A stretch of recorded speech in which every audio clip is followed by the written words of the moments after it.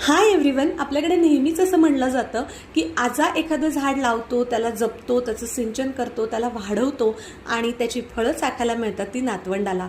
त्याचप्रमाणे माझे आईबाबा ज्या हौसेने गेले 20 वर्ष छान परसातली आणि अंगणातली झाडं, फुलं झाडं, फळं झाडं सगळी जपता आहेत, तर त्याचं हे छान फळ तुमच्यासोबत शेअर करते आहे मी.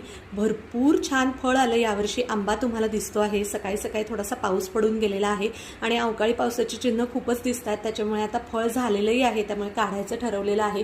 आमच्या सोसायटीमध्ये जे माळीदादा येतात सगळ्यांकडे कामाला, त्या दोघांनाही बोलवलेलं आहे माझ्या आईबाबांनी आणि आता ते छानपैकी सगळं फळ काढून देतील. तर तुम्हाला आधी हे सगळं दाखवते आहे, शेअर करते आहे. आता माझी आई रिटायर्ड झाली ना, तेव्हापासून तिला वेळ मिळतो, शांतता मिळते, त्याच्यामुळे मग छान अशा पद्धतीने ती काय काय व्हिडिओज करत असते आणि माझ्यासोबत शेअर करत असते. इनफॅक्ट मी तिला खूप वेळा म्हणले आहे की मी तुलाही एक यूट्यूब चॅनल ओपन करून देते, जिकडे तू खूप गोष्टी छान शेअर करू शकतेस, कारण ती खूप छान बोलते. आणि महत्त्वाचं म्हणजे ना की छान आठवणी तिकडे जतन केल्या जातील आणि छान छान विचार आपल्यापर्यंतही पोचत राहतात आपल्या आधीच्या पिढीचे, आणि काही अनुभव आपल्यासोबत शेअर केले जातात.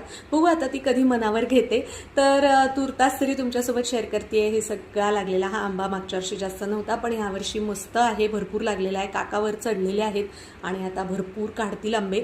माझ्या आईने तिच्या माहेरी देखील तिच्या 90 वर्षाच्या आईलाही आंबे छान उत्साहाने पेटीमध्ये पॅक करून पाठवलेले आहेत, ज्याचा माझ्या आजीनी, माझ्या वेणूच्या पणजीनी गुळंबा केला आहे काही कैऱ्यांचा आणि काही आंबे तयार होण्यासाठी लावून ठेवलेत माझ्यासाठी आणि आई बाबांसाठी. म्हणजे तर मी आईला म्हणलं तिथेच आडी लाव छानपैकी. आता जेव्हा मी तिकडे जाईन तेव्हा कसे काय पिकलेत काय ते सगळं तुमच्यासोबत नक्की मी शेअर करीन. मी तिला म्हणलं मला पाठवण्यापेक्षा तिथेच आडी लावून ठेव, जाणं येणं आमचं असतंच. तर मग म्हणलं तेव्हा डायरेक्ट पिकलेलेच आंबे मी घेऊन येईन. 1-2 कैऱ्या तिने मला दिल्या, ज्याचा गुळंबा तुमच्यासोबत शेअर करायचा अजून राहिलेला आहे, जो मी तुमच्यासोबत लवकरच शेअर करीन. आमची जी रेसिपी आहे सोपी अगदी गुळंब्याची, आणि मस्त असतं की तोंडी लावायला पण पोळीसोबत, आणि जॅमला एक छान आपला भारतीय महाराष्ट्रीयन ऑप्शन म्हणून गुळंबा, साखर आंबा छान असतो. आणि आता तुम्हाला दाखवते केवढं फळ निघालेलं आहे. एक मोठा टब भरून दुसरा निम्मा ऑलमोस्ट भरलेला आहे आणि नंतर तिसराही तो टब भरलेला होता. असं भरपूर फळ निघालेलं आहे छानपैकी. आणि शेवटी आपल्या परसातल्या झाडाची फुलं, फळं ह्याचा आनंद काही तो वेगळाच असतो प्रत्येकाला, आणि जो ज्यांना मिळतो ते खरंच आपण नशिबान आहोत असं आपण समजावं की आपल्याला ह्या सगळ्याचा आनंद निसर्गाने आणि परमेश्वराने दिलेला आहे, जो आपण भरभरून घ्यावं. सुख म्हणजे काय असतं ह्या सगळ्या गोष्टींमध्येच ते शोधायचं असतं. चला पुन्हा भेटूया पुढच्या व्लॉगमध्ये. Till then take care. Thanks for watching and bye.